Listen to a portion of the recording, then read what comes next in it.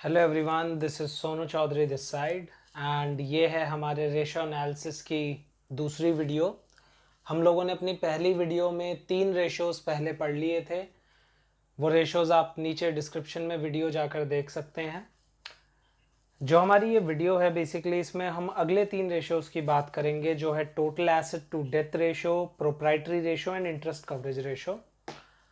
Ratio analysis एक बड़ा chapter है जैसे हमने बात करी थी और इसमें कुल मिला के 15 रेशोज़ हैं। सो ये हमारा उसका दूसरा पार्ट है।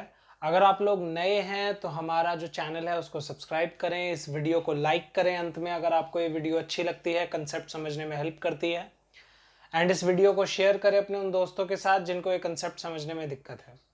सो यहाँ पे हम बात शुरू करते हैं total asset to debt ratio से। सो हमारा जो total assets to debt ratio का फॉर्मूला है वो इसके नाम में ही है, total assets divided by total debt. हम लोगों को टोटल एसेट्स निकालने के लिए जितने भी फॉर्मूलाज यूज़ हो सकते हैं वो सारे हमने पार्ट 1 जो वीडियो है उसमें डिस्कस कर लिए थे। सो अगर आपको total assets and long term debt निकालने में दिक्कत है कोई, तो आप वो वीडियो जाके देख सकते हैं। अभी हम बाकी क्वेश्चन करेंगे तो हम वो फॉर्मूलाज डिस्कस करेंगे, बट एक बेटर एक्सप्लेनेशन के लिए मैं आप लोगों को सलाह दूंगा कि आप पार्ट 1, 2, 3, 4, 5 कंजिक्यूटिव ऑर्डर्स में देखें। अगर आप बीच में से शुरू करेंगे तो आपको कुछ समझ नहीं आ पाएगा। So I would suggest you that you should go to the part 1 in the description given below.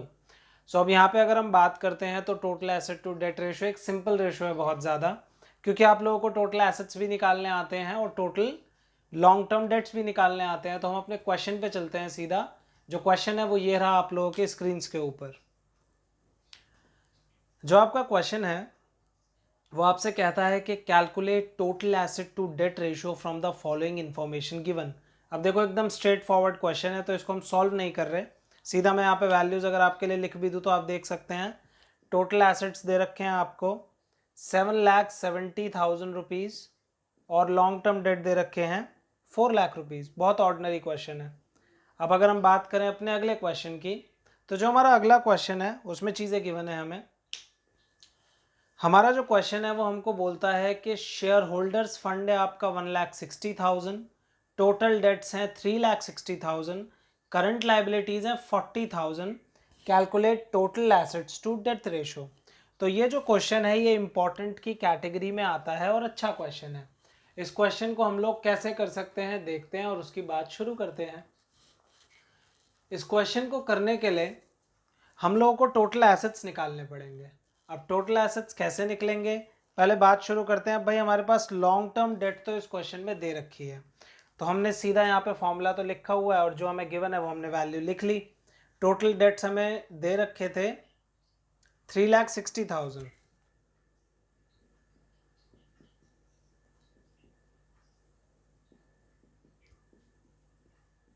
अब बच्चों लास्ट क्लास में, लास्ट वीडियो में मैंने ये फॉर्मूलाज डिस्कस कर रखे हैं और मैंने आपको फॉर्मूला याद करने को नहीं बनाना सिखाया है लास्ट वीडियो में। तो जिनको इस बात में दिक्कत है वो उस वीडियो पे जा सकते हैं। टोटल डेट का मतलब होता है बच्चों current liability plus non current liability.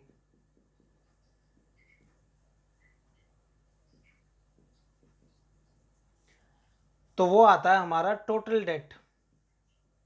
अब मैंने आप लोगों को एक सिंपल बात समझाई, नॉन करंट लायबिलिटी ही तो लॉन्ग टर्म डेट होता है।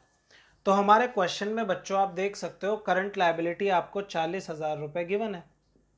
ये गिवन नहीं है तो यहाँ पे आप नाम चेंज करके लिख लो अगर आप अपने लिए चाहते हो लॉन्ग टर्म डेट। और टोटल डेट आपको दे रखा है बच्चों 3,60,000। तो 3,60,000 में से 40,000 गए तो लॉन्ग टर्म डेट आपके पास बचा 3,20,000 रुपीज। अब इसके बाद हमको टोटल एसेट्स की ज़रूरत है। टोटल एसेट्स मैंने आप लोगों को समझा रखी है पहले भी बात। टोटल एसेट्स आप निकाल सकते हैं टोटल लायबिलिटीज़ की भी हेल्प से, क्योंकि इस क्वेश्चन में आपको दूर दूर तक कोई भी चीज़ नहीं दी हुई एसेट्स की। तो टोटल एसेट्स निकालने के लिए आप सीधा तरीका निकालो कि भाई टोटल ऑफ लायबिलिटी साइड निकाल लो। अब टोटल लायबिलिटीज़ जो होती हैं वो क्या होती हैं, टोटल लायबिलिटीज़ निकालना बहुत सिंपल है।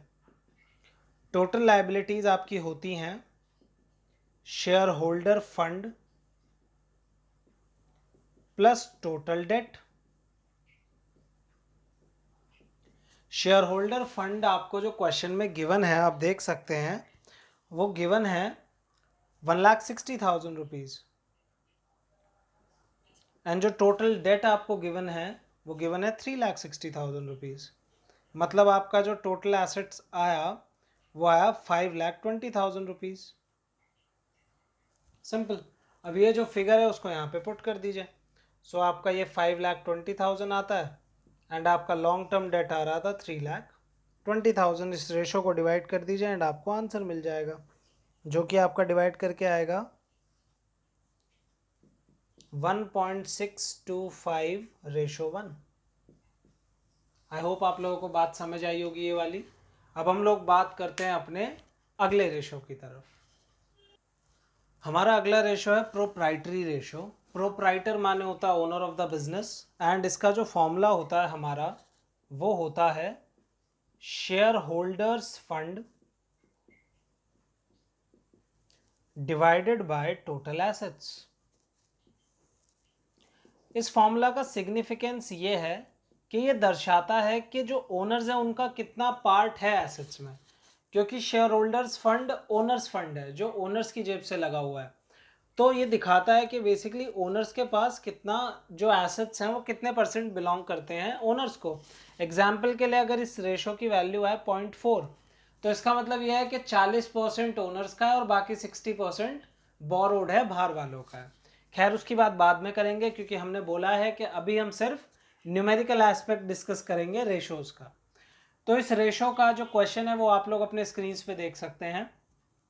इस रेशो में भी शेयर होल्डर फंड और टोटल एसेट्स, इन दोनों के फॉर्मूलाज आपने पहले से सीखे हुए हैं पिछली वीडियो में, तो इस वजह से हम उन फॉर्मूलाज के बेसिक्स को डिस्कस नहीं करेंगे, सीधा क्वेश्चन करेंगे। ये जो हमारा क्वेश्चन है आप देख सकते हैं अपने स्क्रीन पे। शेयर कैपिटल गिवन है आपको, नॉन करंट एसेट्स गिवन है, रिजर्व्स एंड सरप्लस गिवन है, करंट एसेट्स गिवन है। बहुत सिंपल चीज़ है, मुझे पहले चाहिए share holder fund.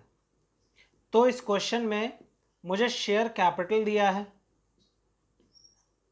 And reserves and surplus दिया है, तो भाई मैंने शेयर कैपिटल ले लिया एंड रिजर्व्स एंड सरप्लस ले लिया।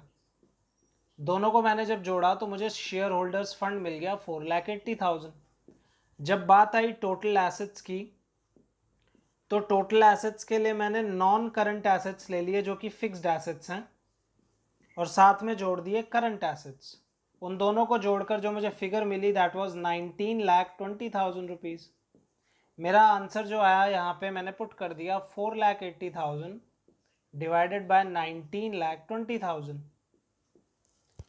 एंड इसके बाद जो मेरा आंसर डिवाइड करके आ रहा है मेरे पास, वो बेसिकली मेरा फाइनल आंसर होगा, जो कि इस केस में मेरा आ रहा है 0.25।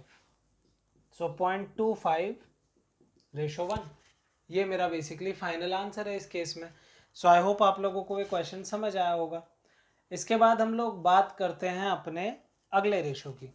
अगले रेशो पे हम लोग इसलिए जा रहे हैं क्योंकि इस रेशो में कुछ भी ट्रिकी नहीं है। जो बुक में भी आपको क्वेश्चंस दिए हुए हैं they are also quite simple, and जो कैलकुलेशंस है वो पुरानी ही चल रही हैं। फिर भी अगर आप लोगों को कोई डाउट हो तो जैसा मैंने आपको पहले भी बताया, आप हमें इंस्टाग्राम पे भी पूछ सकते हैं और नीचे कमेंट्स में भी पूछ सकते हैं। सो अब हम लोग बात करते हैं अपने लास्ट रेशो आज की वीडियो के, that is interest coverage ratio. एक बहुत इंपॉर्टेंट और थोड़ा अलग सा रेशो है, सो इस पर ध्यान देंगे। सो अब हम लोग बात करते हैं अपने अगले ratio that is interest coverage ratio की। इंटरेस्ट कवरेज रेशो, जैसे इसका नाम ही बता रहा है कि ये मेजर करता है कि हमारा जो प्रॉफिट है वो कितना कैपेबल है इंटरेस्ट को कवर करने के लिए बच्चों। ठीक है जी। अब किस चीज़ का interest? Interest on long term borrowings. जो हमने लॉन्ग टर्म लोन ले रखे हैं या लॉन्ग टर्म डिबेंचर्स इशू कर रखे हैं, उन पे जो इंटरेस्ट है। ऊपर लेना है हमें net profit before interest and tax. Before माने प्रॉफिट में से माइनस होने से पहले। ठीक है, ये बात ध्यान रखनी है। एक यही पॉइंट है इस क्वेश्चन में मेन, जो मैंने नीचे एक्सप्लेन भी करा है। Net profit before interest and tax होता है, उसमें से आप इंटरेस्ट माइनस करते हो ये वाला, तो आपको मिलता है प्रॉफिट बिफोर टैक्स। इसमें से आप टैक्स माइनस करते हो तो आपको मिलता है प्रॉफिट आफ्टर टैक्स। अब होता क्या है, हमारे क्वेश्चन में हमें प्रॉफिट आफ्टर टैक्स गिवन होता है, पर हमें चाहिए ये, तो हम लोगों को ये बात याद रखनी है कि अगर हमें प्रॉफिट आफ्टर टैक्स से प्रॉफिट बिफोर टैक्स पे जाना है तो हमें सबसे पहले प्रॉफिट आफ्टर टैक्स में प्लस करना पड़ेगा टैक्स। ऊपर जाने के लिए हम करते हैं चीज़ें प्लस, और नीचे आने के लिए चीज़ें जैसे माइनस हो रही हैं तो होती हैं माइनस। तो आपने प्रॉफिट आफ्टर टैक्स में टैक्स प्लस करा, प्रॉफिट बिफोर टैक्स पे पहुंचे। आपने इंटरेस्ट प्लस करा तो आप net profit before interest and tax पे पहुंचे। सो अब हम ये वाली बात अपने क्वेश्चन में भी समझेंगे। सो आगे बढ़ते हैं क्वेश्चन की तरफ, चलिए। सो एक सिंपल जो क्वेश्चन है इंटरेस्ट कवरेज रेशो का, वो आप अपने स्क्रीन पे देख सकते हैं। क्वेश्चन आपको कहता है if the profit before interest and tax is 5 lakh and the interest on long term fund is 1 lakh, what is interest coverage ratio. तो बहुत आसान बात है, ये तो सिंपल सा क्वेश्चन है, यहाँ ही हो जाएगा। सो भाई यहाँ पे आपको प्रॉफिट दिया हुआ है बच्चों 5 लाख रुपीज़, एंड आपका जो प्रॉफिट और जो आपका इंटरेस्ट दिया हुआ है वो दिया 1 लाख रुपीज़। तो आपका जो आंसर आता है वो आता है 5 टाइम्स। इस रेशो को हम टाइम्स में लिखते हैं, ये बात आप लोग ध्यान रखेंगे, ये आपको मेमोराइज रखना ज़रूरी है। अब यहाँ पे हम लोग अपना टिपिकल वाला क्वेश्चन करते हैं, जो टिपिकल वाले क्वेश्चन में हमारी ये वाली बात यूज़ हो। सो चलते हैं अपने टिपिकल वाले क्वेश्चन पे। अगला जो क्वेश्चन है आप लोग अपने स्क्रीन पे देख सकते हैं। जो क्वेश्चन है आपका, उसमें आपको सबसे ऊपर दिया हुआ है इक्विटी कैपिटल, फिर दिया हुआ है प्रेफरेंस शेयर्स, फिर दिया हुआ है 10% debentures, long term bank loan, interest on long term bank loan, profit after tax and tax. बच्चों यहाँ पे आपको दिया हुआ है प्रॉफिट आफ्टर टैक्स। ये जो प्रॉफिट आफ्टर टैक्स दिया हुआ है, अब सिंपल बात है, आपने फॉर्मेट बनाया। अब यहाँ पे इस फॉर्मेट में से मान लीजिए मैं ये वाले अमाउंट हटा देता हूँ और मैं इसी फॉर्मेट को यूज़ कर रहा हूँ। तो बहुत सिंपल चीज़ है, आपको प्रॉफिट आफ्टर टैक्स दे रखा है 75,000 रुपीज़,